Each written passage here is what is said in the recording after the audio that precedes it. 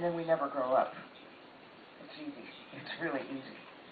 To be a scientist, to be an explorer, you have to maintain that same sense of curiosity, or that same sense of awe that about life, about the fact that we exist, and a constant desire to want to understand, to know, to keep turning over rocks, to look around the next corner, to climb the next mountain, to dive into the next part of the ocean. At least that's how I see it. You look at any scientist, they have that same openness that I think I see in all of you. That wanting to know, what's going on here? Why am I here? Where did we come from? Where are we going? Why are we here? And maybe we'll never find out all the answers. I hope not, because then you have answers to all the questions. There's nothing more to look for. A scientist friend of mine, you may know about this man. He's a famous explorer, a diver. We thought the ocean was so vast, so resilient, that the whole planet could accommodate whatever we wanted to do. But now you are the luckiest generation ever to come along. And I'm lucky too, because I'm still here.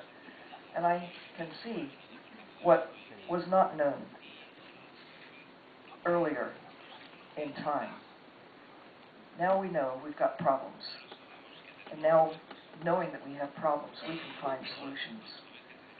There's still time to take the pressure off of the natural systems that keep us alive. That's what I do right now. I am a scientist. I love exploring the ocean. I've used 30 different kinds of submarines. I've spent thousands of hours just diving into the ocean. I have 3 children. One of them is here, right here in the front row. Gail. Put your hand up, Gail. She drives submarines, too. She's had many hours underwater, too. I have another daughter, and I have a son. I have 4 grandsons. I worry about their future. I worry about your future. But mostly, I am confident, and I have hope, because now we know that we have problems, and now we know there are solutions that start with taking care of the ocean, taking care of the fish, taking care of the birds, the trees, the natural systems that keep us alive. There is still time. Which is the point of view of global, I hope I understood you, of global science and global life. So I want to start in a different way. First, to answer the question, what is driving science? And as Sylvia thinks, I do too. Curiosity. And curiosity. And even more curiosity. If one wants to know something burning inside one, boy, girl, man, woman, whoever, then if this question is also of fundamental importance, then there will be a way to get closer to the answer. Sometimes to the real answer, sometimes just almost to the answer. Whatever level you're looking at, if one is curious, one can reach heights. Real heights in science, and especially in fulfilling one's curiosity. So I wanted to start this way. And I wanted to tell you that since I remember myself, and my parents told me even before I remember myself, I was curious. When I was a really young child, kindergarten child, 5 years old, I made an experiment that until now is not finished, and I'll tell you why, and I even have proofs for this experiment. So I was 5, and we lived in a very little apartment. We were very poor in East Jerusalem. 4 rooms for 3 families, 1 toilet, 1 kitchen. And there was 1 little balcony.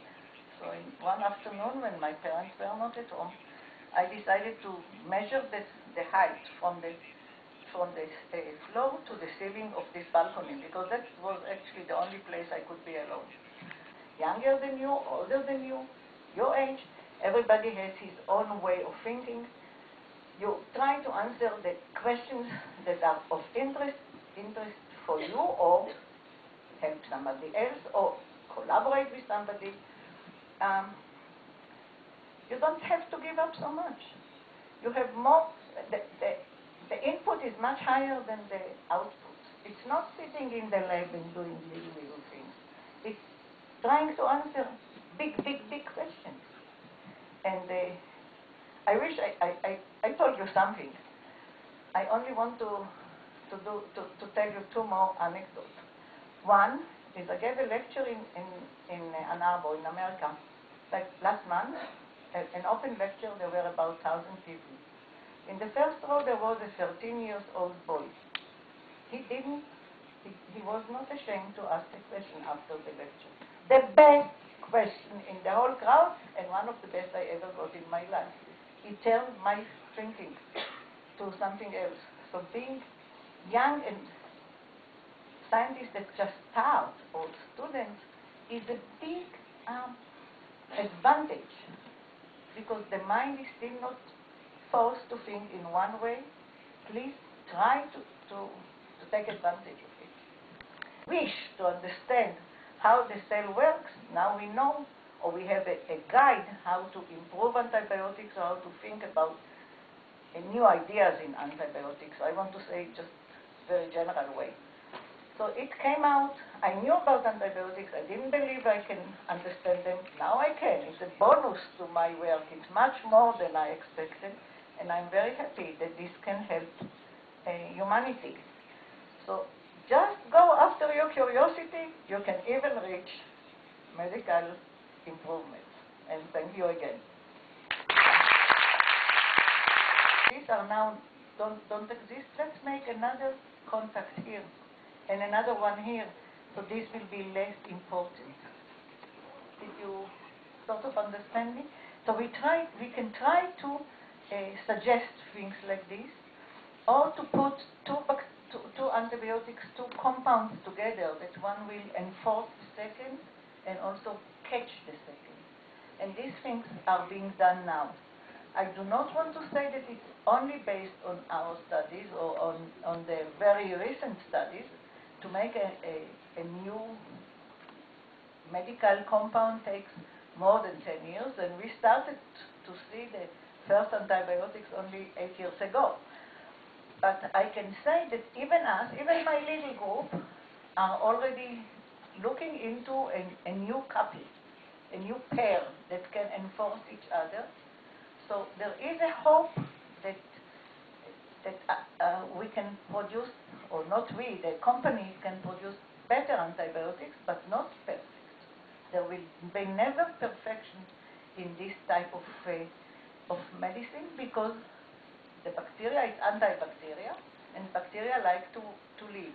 You probably know that viruses like to live. I don't have to tell you about viruses, but viruses is not exactly my speciality. Viruses change all the time. Bacteria takes a little bit longer. Cristina,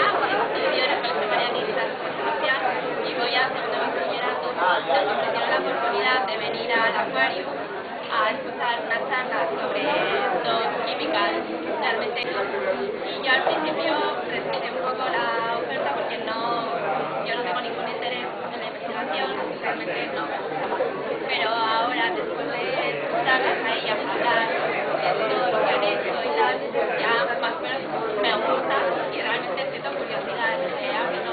Porque además nosotros no nos damos cuenta, y yo por lo menos creía que no había nada, que era un aburrimiento, porque no todo ya está casi investigado. Lo que pasa es que ahora nosotros vemos que hay muchísimas cosas de las que todavía no sabemos, y nosotros no podríamos llegar a saber, porque siempre es una cosa que ya sabemos, hay otra, y el mundo y realmente podría ser una cosa muy interesante para hacerlo.